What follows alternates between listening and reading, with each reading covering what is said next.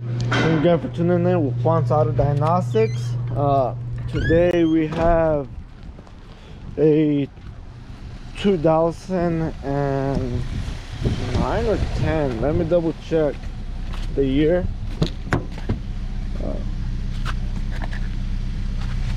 It doesn't show. Let me figure it out. Okay.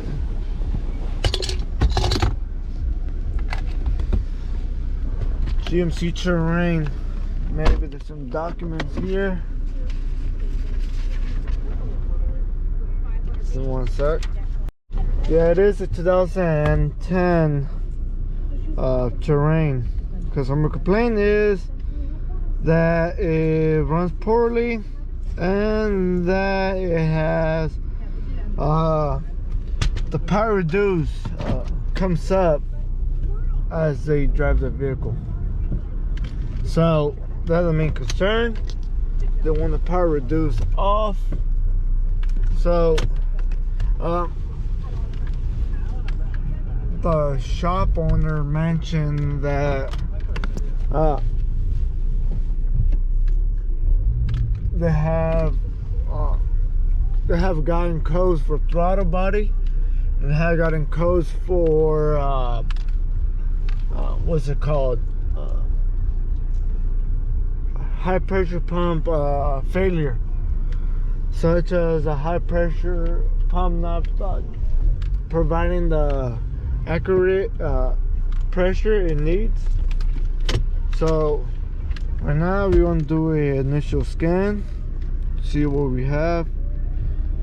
I said lost communication with EBCM, data invalid. That's about it. So let me save this.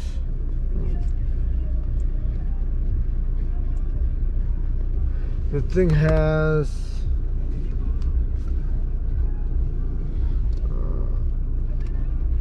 152,702.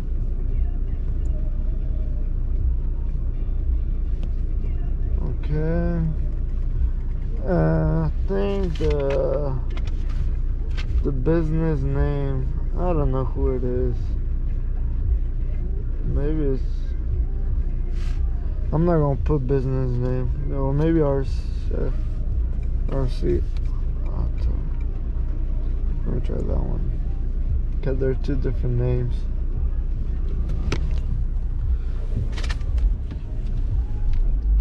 Okay, so what we're gonna do, we're gonna go for a test drive and see what's wrong with this car. Okay.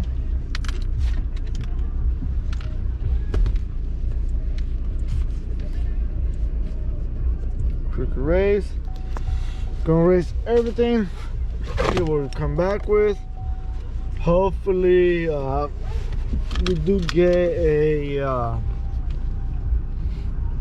some freeze frame of what's going on. Time to head on and see what we find. So after looking at live data and codes, I think we have a faulty solenoid. As you can see, that's an idle. It should be higher than that. And then sometimes it stays above 1,000. Well, now it's shaking very, very bad.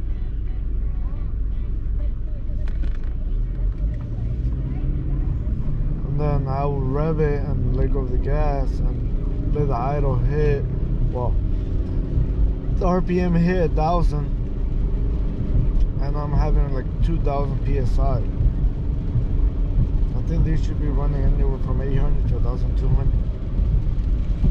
I'm around 1,100 revolutions or 1,000 revolutions. So the heat soak, pretty much what that intends is driving the vehicle to get to operation temperature. And then watching your high pressure pump fuel rail and will key off seeing if it rises. If it rises, you don't have no leaks, internal leaks, like injectors, that pump. That will cause that internal leak. That passes, but I think that we might have a faulty fuel pump. But right now, what we're going to do is test, give the code descriptions and see where we go from there. So I think I got code for it, but when I went to generic information, I got P228D, P0089, and I found the TSB that says you have the RPO LAF to check your sprockets. So with further ado, let me get to the sprocket here. Where's this? Right here, exhaust and intake.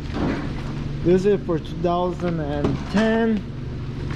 Let me see what I got my light, but I can show you guys. So intake should be the last 3515,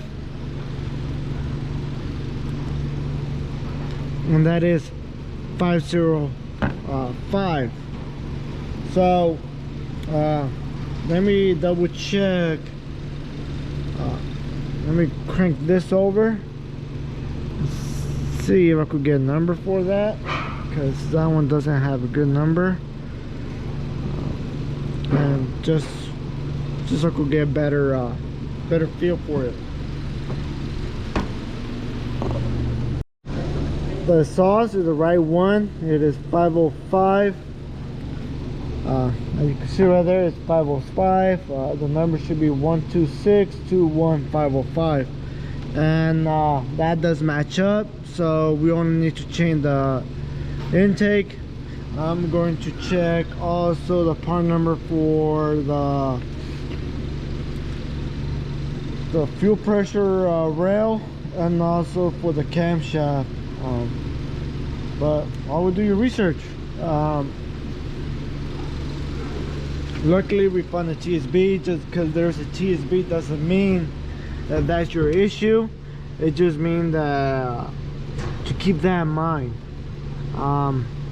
But besides that, that's what we had to go with first and go from there.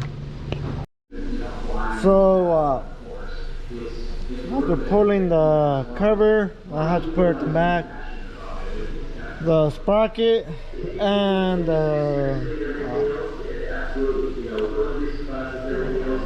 what's it called, camshaft, and the fuel pressure rail, and also the injector needs to be changed out. Customer declined the work. You don't throw in the auction, which I don't blame them. Not worth fixing. Thank you guys for watching.